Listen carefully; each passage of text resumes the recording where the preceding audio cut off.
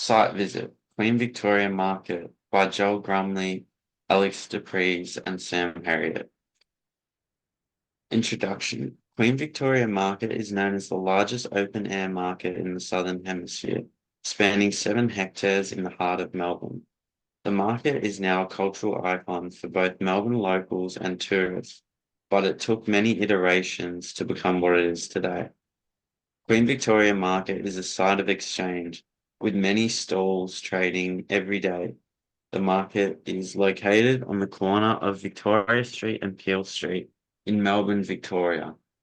The surrounding area is occupied by high-rise buildings all around, but mostly to the south and east, as well as Flagstaff Gardens located to the southwest of the market. The Queen Victoria Market site has been an evolution from the Haymarket it originally was to the 7 hectare cultural marvel it is today, meaning the designers of the site have gone relatively unnoticed. Little is known about who designed the Queen Victoria markets because of this evolution. How the market has changed over time for me. When talking to my father, he explained to me how him and his family used to buy all their fresh produce from the Queen Victoria market on a Friday morning and then other products from the supermarket.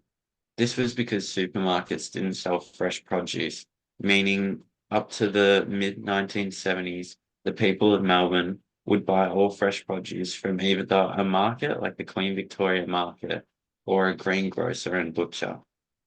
As a kid, me and my family used to go to the Queen Victoria market regularly to buy our fresh produce, just as my dad did. This was this would also be a thing we'd do as an entire family and would often make a day out of it. The abundance of stores and things to see would soak up an entire day. My parents would also buy clothes for me and my two brothers, as market clothes were often cheaper. Now visiting the market as an adult in my early 20s, the market offers a different experience. My most recent visit to the market was a date with my girlfriend, where we looked around at all the stores, bartering with owners to find a good price on jewelry, clothes, and other items. Then getting a coffee and some food from one of the other food trucks and taking in the market's beauty. So now we'll move on to the Queen Victoria Market over time, and we'll start with the conversion from the old Melbourne Cemetery to what's known now as the Queen Victoria Market. So the current site of the Queen Victoria Market was first used to inhabit the old Melbourne Cemetery between the years of 1837 and 1912. And in 1912, that was when the last burial on the site took place. So after this time, the cemetery space was converted into the first Queen Victoria Market space in 1878. So there is a bit of a gap there between 1878 and 1912. That is because people that have previously paid for burial sites at the old Melbourne Cemetery were still able to occupy those spaces. So there was a bit of an overlap there between the market space and the cemetery. So the cemetery was divided into different religious groups, such as those within the Jewish and Roman Catholic community. Later on, these divided areas became different areas within the market space.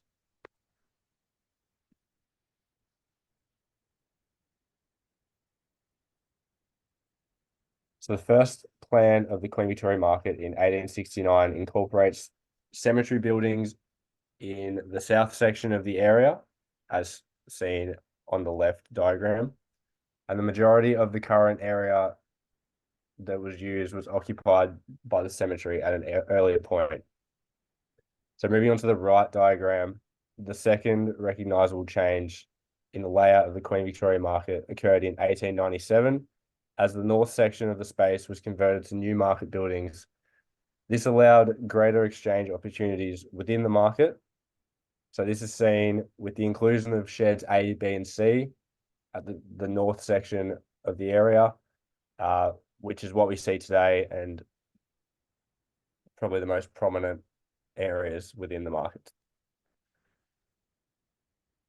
So in 1923, the market introduces the K and L sheds as well as other sheds in prior years.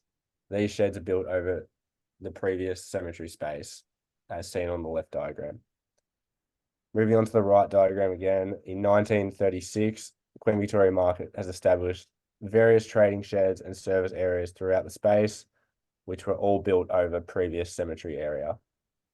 So these trading sheds consist of areas that offer exchange, such as a meat market, as well as wholesale areas such as fruit and vegetable sales. And finally, I've found an old site plan of the Queen Victoria Market and the surrounding metropolitan area from 1895. So I've highlighted the Queen Victoria Market space in red. Surrounding areas are various streets such as Elizabeth Street and Franklin Street to the right there. So as of the 2017 site plan, which is current, all the structures have been assembled and are functional. Sheds A to F are under a large structure to protect goods from harsh weather.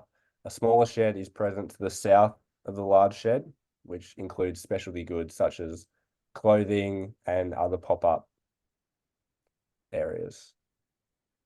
Sheds A to E hold the most significance within the entire market, as most trade is practiced within the interior of the structure.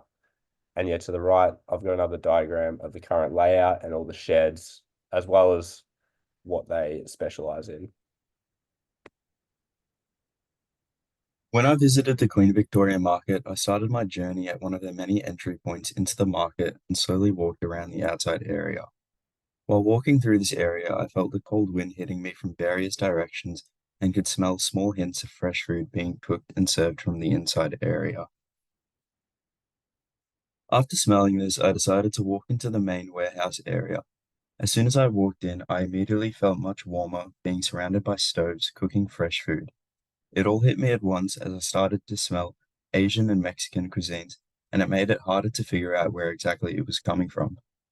It was also much louder than the outside area, as I saw many people sitting down eating food while talking that echoed across the whole market due to its high ceilings.